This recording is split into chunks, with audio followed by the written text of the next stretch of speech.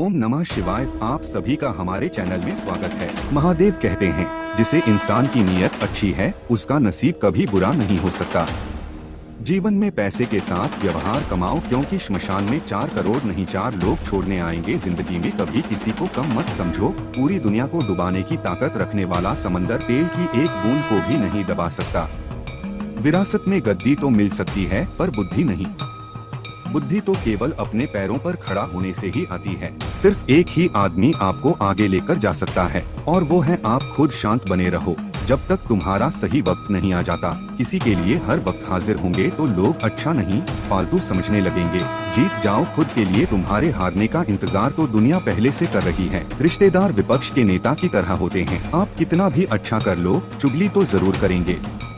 महादेव कहते हैं, जीवन में चुनौतियां हर किसी के हिस्से में नहीं आती, क्योंकि किस्मत भी किस्मत वालों को ही आजमाती। गरीब होना बुरा नहीं, गरीब दिखना बुरा है। तुम्हारी जेब में कितने पैसे हैं तुम्हारे अलावा किसी को नहीं पता। इज्जत दो मगर इतनी भी नहीं कि कोई आपकी ही इज्जत ना करे।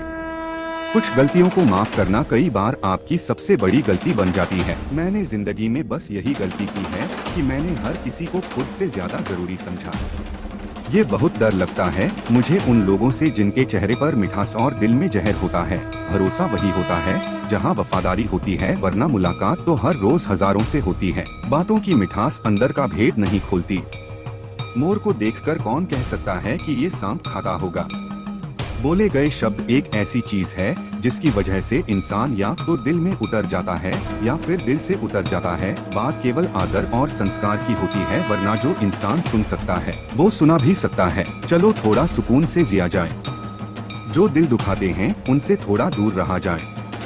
मौका सबको मिलता है, वक्त सबका आता है। कोई चाल चल जाता है तो कोई बर्दाश्त कर जाता है। जो तकलीफ तुम खुद बर्दाश्त नहीं कर सकते, जो किसी दूसरे को भी मत दो। महादेव कहते हैं, जब कोई आदमी आपके सामने किसी तीसरे आदमी की बुराई कर रहा तब तुम्हें चुप रहकर बस सुनना चाहिए।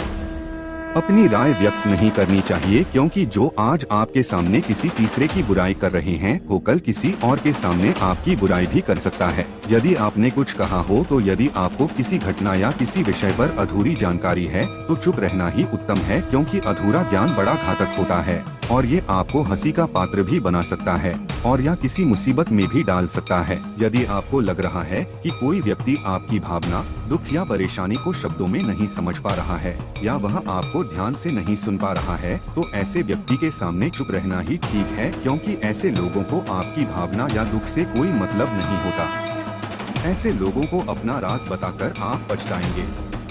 जब कोई अपना या कोई सगा संबंधी आप पर क्रोध कर रहा, आपका अपमान कर रहा हो या घृणास्पद शब्द कह रहा हो तो आपको उस वक्त चुप रहना चाहिए, ताकि सामने वाले का गुस्सा पूरी तरह से बाहर निकल जाए।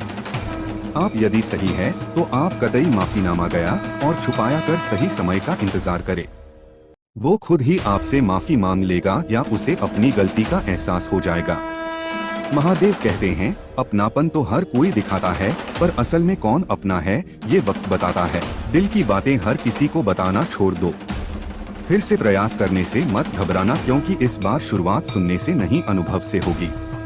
कभी कभी हम गलत नहीं होते, लेकिन हमारे पास वो सब ही नहीं होते जो हमें सही साबित कर सकें। जब तक तुम्हारे पास पैसा है दुनिया पूछेगी भाई तू कैसा है। इस दुनिया का कोई रंग नहीं है, कोई ढंग नहीं है। पैसा पास है तो सब कुछ है, वरना कोई संग नहीं है। आदमी अच्छा था ये सुनने के लिए आपको मरना पड़ता है। यही जीवन की कड़वी सच्चाई है। महादेव कहते हैं, जोश में किया गया हर अपराध होश में आने पर परेशान करता है। अगर आपके समस्या जहाज जितनी विशाल है तो याद रखिए कि प्रभु की कृपा सागर जितनी मिसाल है। मूर्ख इंसान से बहस करना गाल पर बैठे मच्छर को मारने जैसा है। मच्छर मरे या ना मरे आपको थप्पड़ जरूर लगेगा।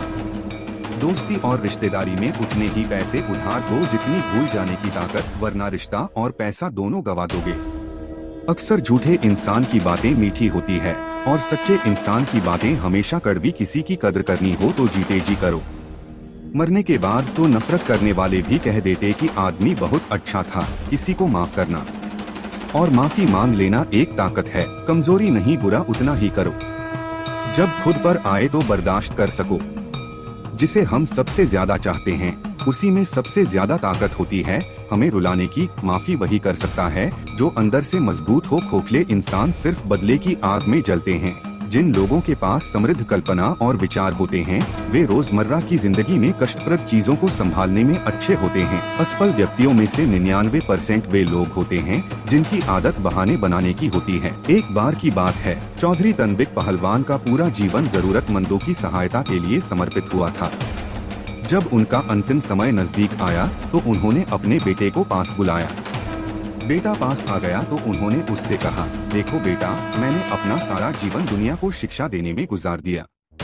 अब अपने अंतिम समय में मैं तुम्हें कुछ जरूरी बातें बताना चाहता हूँ, लेकिन इससे पहले जरा तुम एक कोयला और चंदन का एक टुकड़ा उठाकर ले लाओ।